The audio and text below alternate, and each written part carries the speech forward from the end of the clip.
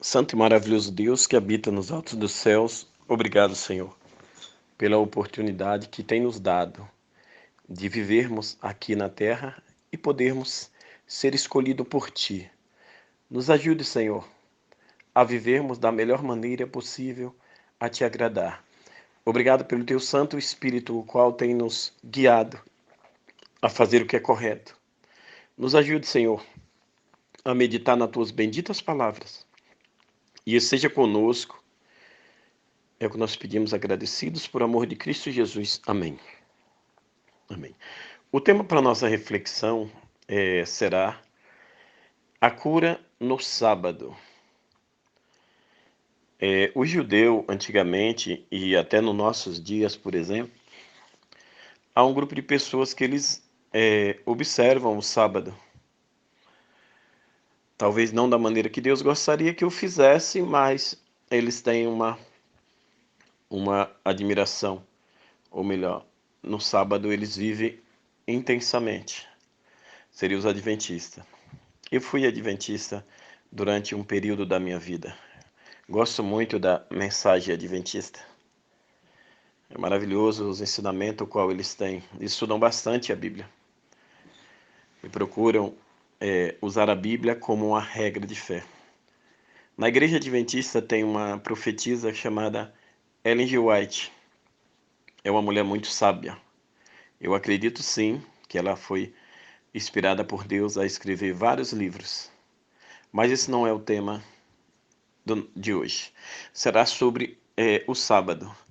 De acordo com a lei de Moisés, era comum os israelitas trabalhar 6 dias. Eles trabalhavam, faziam os seus afazeres normal. E no sábado, eles tiravam a dedicar a Deus e à família, a fim de aprender sobre Deus. Muitas pessoas condenam hoje essa prática, dizendo que era uma regra para o judeu e que hoje não é necessário nós tirarmos dia para o Senhor. É importante nós lembrarmos que, se nós não dermos um tempo para Deus, certamente não teremos nenhum crescimento espiritual ou em qualquer área de nossas vidas. Se queremos ter uma formação acadêmica, se queremos nos profissionalizar em alguma área diferente, é necessário a gente dedicar um pouco de tempo àquilo que nós desejamos aprender.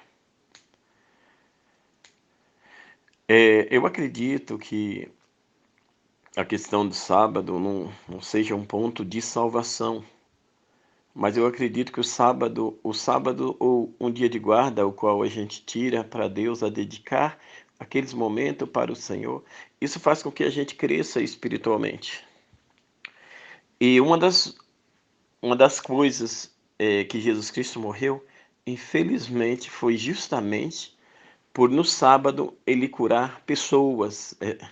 Veja como a mente daquelas pessoas estavam enraizada ao fanatismo.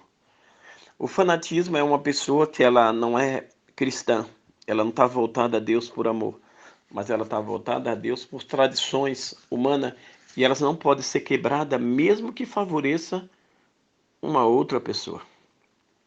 Quando Jesus Cristo ele vem à Terra, ele procura utilizar todo o seu tempo a ensinar as pessoas a maneira correta de viver e a mostrar para elas que a lei de Moisés tinha um único objetivo. A lei de Moisés tinha um objetivo de aproximar as pessoas de Deus. O amor a Deus ele vem por intermédio de nossa obediência. E quando Jesus Cristo caminha entre nós aqui na terra, as pessoas maravilhavam com sua sabedoria, mas não admitiam, porque eles tinham inveja dele. Os líderes religiosos, eles eram carrancudo, eles eram carrasco. As leis que eles exerciam, que eles buscavam, que havia sido determinada por Moisés, elas eram muito punitivas, elas puniam muitas pessoas, mas era para o bem delas. O propósito de Deus no Antigo Testamento é tirar as pessoas ruins no meio das boas, a fim de não contaminá-las. E quando Jesus Cristo ele vem para cá, ele prega, ele passa a mensagem na sinagoga e às vezes ele vê algumas pessoas que vão adorar a Deus no sábado, sim? E ele percebe que muitas delas estão enfermas. E não existe um dia específico de você fazer o bem. Todos os dias é um dia de se fazer o bem. Uma das críticas, o qual eu tenho com relação aos adventistas, o qual acredito ter uma luz maior do que todas as outras religiões, no sentido de conhecimento. A gente tem que entender muito bem o que é conhecimento e o que é praticar aquilo que aprendeu. Se nos formarmos em faculdades onde elas são mais conceituadas, por exemplo, como Mackenzie, como outras faculdades, temos um conhecimento maior. Agora, o que nós estamos fazendo com aquele conhecimento é uma outra história. É recebido uma porção maior de conhecimento, mas às vezes o conhecimento não atinge o nosso coração devido à dureza dele mesmo. Se buscarmos a Deus no sábado, porém no domingo, na segunda, na terça e nos dias seguintes, não fizermos nada para nos ajudar a compreender e a nos aproximar de Deus, é inútil parar seus afazeres de fazer o sábado. Porque Deus todos os dias. Deus está conosco todos os dias. Aquele que busca um dia a fim de adorar o Senhor e a fim de se aproximar do Senhor, esse faz correto. Mas aquele que para um dia acreditando que por esse motivo ele estará salvo, não passa de um tolo. Porque o Deus do sábado é o Deus do domingo, é o Deus da segunda, é o Deus da terça, é o Deus também de toda a semana. Devemos viver o Evangelho todos os dias da semana. Aquele que guarda o sábado e o faz de maneira prudente, esse sim, esse receberá de Deus uma porção maior, no sentido de ele será abençoado pelo fato de se aproximar, pelo fato de se dedicar. A Bíblia diz o seguinte: amará o Senhor teu Deus de todo o teu coração, de todo o teu entendimento, com toda a sua força. Buscai em primeiro lugar o reino de Deus e a sua justiça, e as demais coisas lhe serão acrescentadas. Eu tenho uma admiração muito grande pelo povo judeu. O povo judeu, o que aceitam é Jesus Cristo, né? Porque tem um povo judeu que eles não aceitaram Jesus Cristo como sendo o Filho de Deus. Esses, infelizmente, já estão condenados. Jesus Cristo é bem claro em dizer que ninguém vem ao Pai senão por Ele. Eles realmente guardam o sábado da maneira correta, a fim de separar esse dia apenas para a espiritualidade. Mas a questão toda eu estou falando sobre o sábado, para a gente compreender o que aconteceu com Jesus Cristo pelo fato de ter curado pessoas no dia de sábado. É uma coisa, é tão importante a gente entender assim o significado do sábado na Bíblia. Quando Deus conduziu o povo por todo o deserto, na época que não havia alimentação para todo mundo, Deus traz uma providência e ele faz com que o maná caia do céu, a fim de alimentar as pessoas para que elas não morressem de fome. E Deus dá o maná todos os dias da semana. Você podia pegar o maná todos os dias, mas aquela quantidade para aquele dia. Você não podia pegar o maná para você guardar.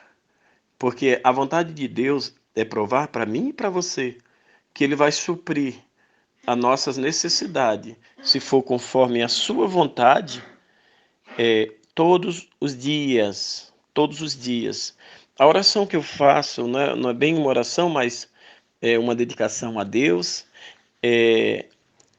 agradecendo apenas o dia. Bem, na verdade, que quando vocês forem fazer a oração, elas não devem ser feitas da maneira com que eu faço. É uma oração muito simples e pequena. Eu faço com o único objetivo de tentar passar que a importância de cada dia. Não adianta a gente pensarmos que todos os dias são iguais quando não são. Todos os dias são diferentes um do outro, embora eles tenham as mesmas características. Por exemplo, são todos de 24 horas, muitas vezes são todos ou sol ou chuva, a noite chega todos os dias, mas na realidade nós estamos crescendo, desenvolvendo e envelhecendo. E a vontade de Deus é que nós crescêssemos em todos os aspectos da vida, inclusive no conhecimento. É uma parte muito importante, o qual Deus espera de nós, para que nós possamos crescer no conhecimento da parte do Senhor, que é a parte prioritária, para que a gente consiga alastrar a verdade entre as pessoas. Porque o inimigo tem feito de tudo para silenciar a Jesus Cristo, para silenciar a sua mensagem. Ele não importa que você fale de Jesus. Ele não fica nem um pouco incomodado. Só que o que ele não gosta que você faça é que você represente um discípulo aqui na terra. Ele não quer que você se esforce para ter o Espírito Santo de Deus, o qual ele não tem poder sobre ele. Para nos destruir, o inimigo de Deus, ele consegue facilmente. Somos como uma folha lançada ao vento. Mas uma vez que o Espírito de Deus nos reveste, aí o inimigo não tem poder. Aí nós somos mais do que vencedores. Mas eu vou ler o tema que eu quero passar para vocês. A mulher curada no sábado. E ensinava no sábado, numa das sinagogas. E eis que estava ali uma mulher que tinha um espírito de enfermidade. Havia 18 anos. E andava encurvada, e não podia de modo algum se endireitar. E vendo a Jesus, chamou-se a si. E disse-lhe, mulher, está livre da sua enfermidade. E pôs as mãos sobre ela, e logo a endireitou, e glorificava a Deus. Observe bem que, com a cura dessa mulher, o que essa mulher fez? Ela agradeceu a Deus, ela compreendeu que Deus se importava com ela. O objetivo do milagre é esse. O objetivo do milagre não é para permanecer, para que você vá para a igreja e você não aprenda nada e você passe a contemplar apenas as curas espiritual. Não. O objetivo do milagre é você entender que Deus te presenteou. E Deus pode presentear todas as pessoas. Mas aí depende de você. Você precisa amar a Deus, buscar a Deus, não como se diz, por querer de Deus alguma coisa. Deus já tem nos dado muito mais do que precisamos. A gente tem que entender, na realidade, que um milagre é uma promoção que Deus nos dá. E Ele pode nos dar ou não. A maior promoção será quando estivermos no paraíso. Aí a Bíblia é bem clara em dizer que cada um receberá o seu galardão conforme o que praticou aqui na terra. É bem importante a gente saber que o que agrada a Deus é a nossa fé se nós o tivermos. A Bíblia diz que a fé sem obra é morta.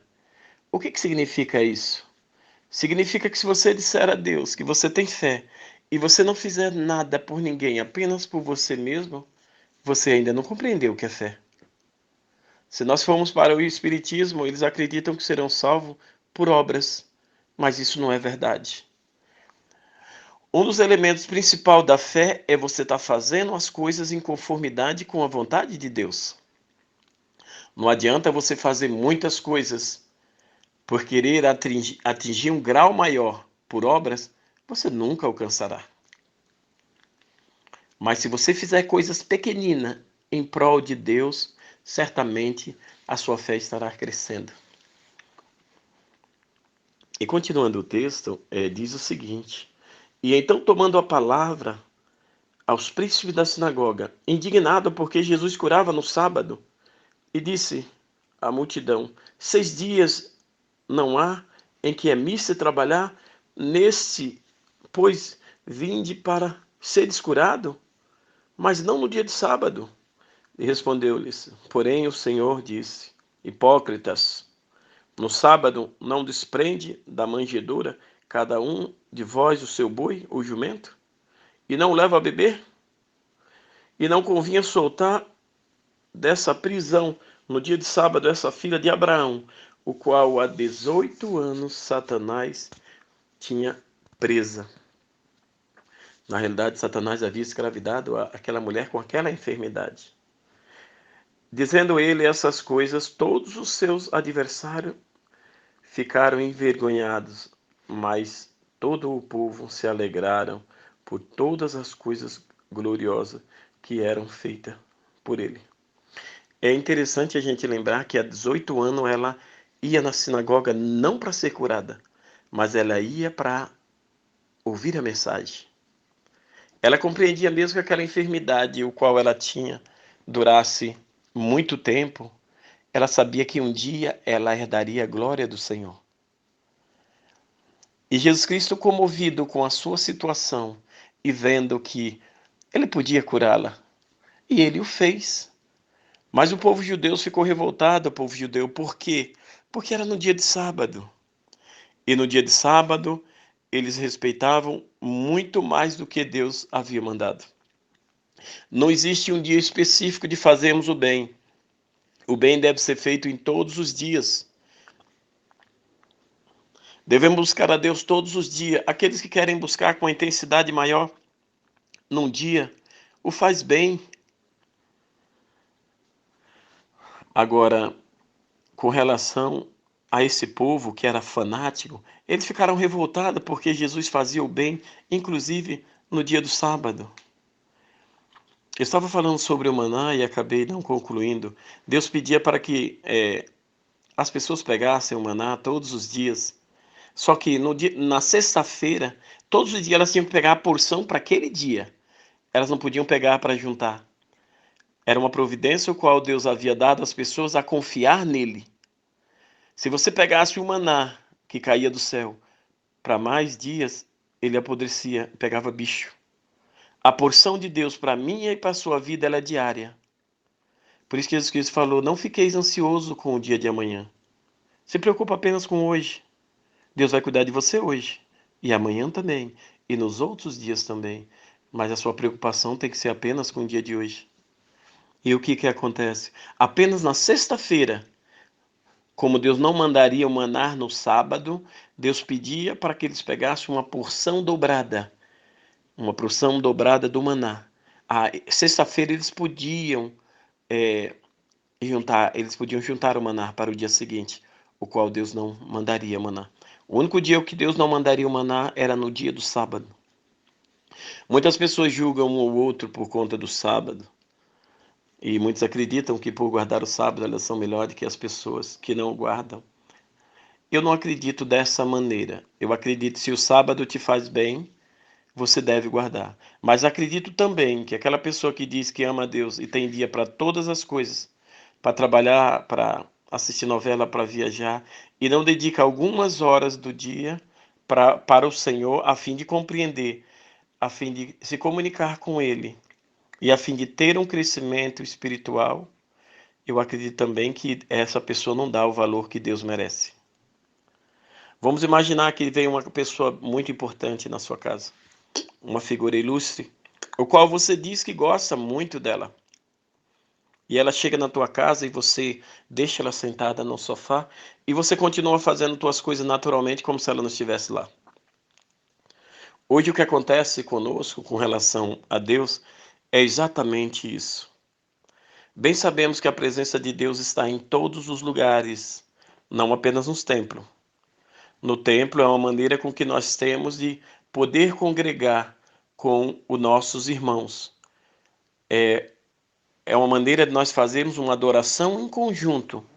Mas se a sua adoração não é feita durante todos os dias da sua vida, utilizando a justiça, procurando não explorar ninguém de maneira alguma e procurando se preocupar também com as pessoas, isso caracteriza uma adoração verdadeira. Se nós acreditarmos que fizermos as coisas da maneira que nós queremos no mundo, porém na igreja Deus vai aceitar a nossa oferta, nosso dízimo e a nossa adoração, enganamos a nós mesmos.